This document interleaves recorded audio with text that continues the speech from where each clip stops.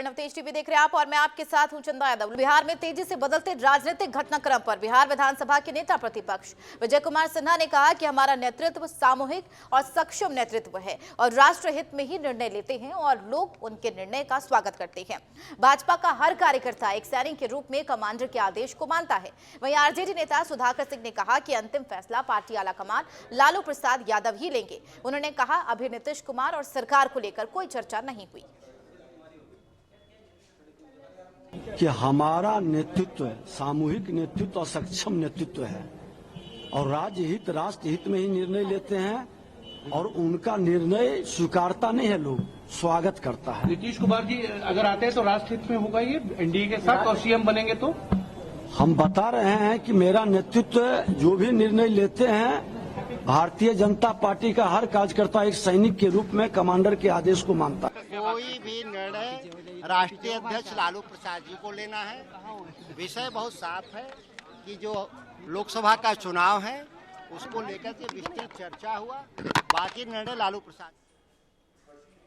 बिहार में मचे सियासी घमासान के बीच अब आरजेडी और जेडीयू के बीच खुलकर जुबानी जंग हो रही है। आरजेडी विधायक विजय मंडल ने नीतीश कुमार पर निशाना साधा। उन्होंने कहा कि नीतीश कुमार सबसे बड़े धूर्त नेता है, नीतीश कुमार पर भरोसा नहीं किया जा सकता। विजय मंडल ने कहा कि कर्पूरी ठाकुर के सबसे विरोधी कोई नेता रही है तो नीतीश कुमार रही है और आज नीतीश कुमार कर्पूरी ठाकुर के हिमायती बन रही है। आरजेडी विधायक ने कहा कि अति पिछड़ों के सबसे बड़े नेता लालू यादव है। लालू यादव जो निर्णय लेंगे, पार्टी जो निर्णय लेगी वह मानेंगे।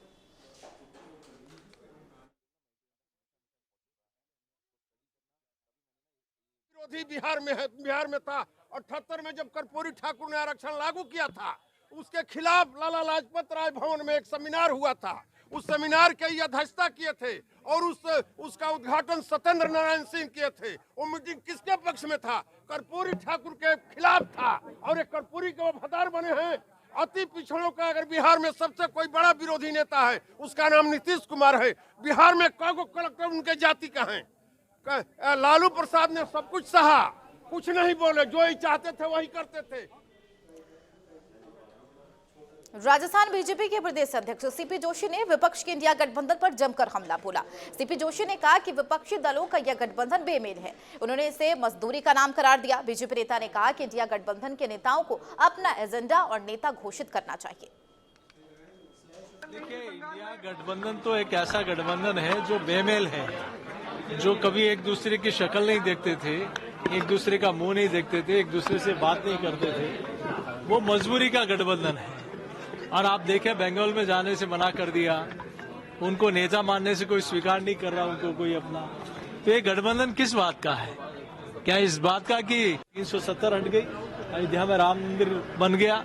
किस बात के लिए गठबंधन हो रहा है? इनको अपना एजेंडा भी बताना चाहिए, नेता भी डिक्लेयर। देखिए, विधानसभा चुनाव से पहले भी कई नेताओं ने, कई ब्यूरोक्रेट्स ने, कई सामाजिक संगठन के लोगों ने भारतीय जनता पार्टी में और आदरणीय मोदी जी के नेतृत्व में आस्था व्यक्त की थी और कई लोगों ने भाजपा की सदस्यता ग्रहण की। अभी भी कई लोग। वहीं राजेंद्र राठौड़ ने भी इंडिया गठबंधन को लेकर विपक्ष पर निशाना साधा।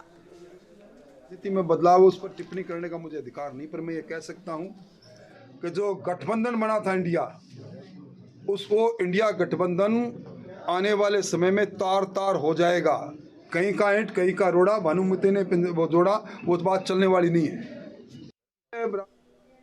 गणतंत्र दिवस के मौके पर पूरा देश जश्न में डूबा हुआ था। वहीं पंजाब के सीएम भगवंत मान के अंदर का कलाकार भी जाग उठा।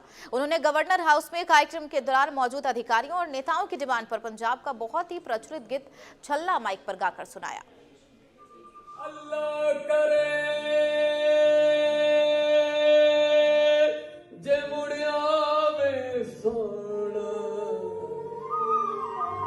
मैं देना जान कदमा बिच तर के,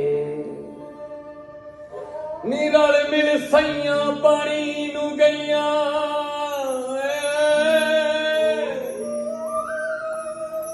कोई कोई मुड़पी भर के,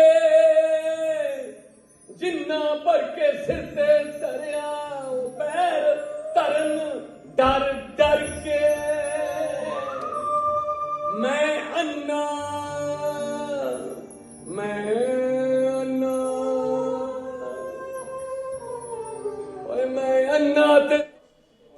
उधर कोटा में समाज से अलग थलग समझे जाने वाले किन्नरों ने आकर्षक और भव्य शोभा यात्रा निकाली। इस दौरान उन्हें किन्नर भी इसी समाज का हिस्सा है का संदेश दिया। वहीं डीजे की धुन पर नाचते गाते आकर्षक श्रृंगार करके निकल रहे किन्नरों को देखने के लिए लोगों की भारी भीड़ उमड़ पड़ी।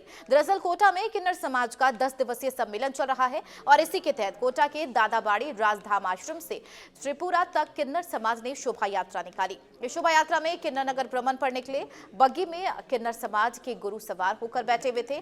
झूमते गाते किन्नरों को देखने के लिए रास्ते में जगह जगह लोगों की भारी भीड़ उमड़ पड़ी। खबर राजसमंद से है, जहां राजसमंद पुलिस ने बड़ी कार्रवाई करते हुए बजरी माफिया के खिलाफ धरपकड़ अभियान चलाया है, जिसके तहत पुलिस ने नाकेबंदी के दौरान 3 ट्रैक्टर जब्त किए। बता दें लसानी खारी नदिया पुलिया पर पुलिस की नाकेबंदी के दौरान 3 ट्रैक्टर जब्त किए गए हैं। बता दें 16 जनवरी से 31 जनवरी तक खनन विभाग के साथ मिलकर पुलिस खनन माफिया के खिलाफ कार्रवाई कर रही है।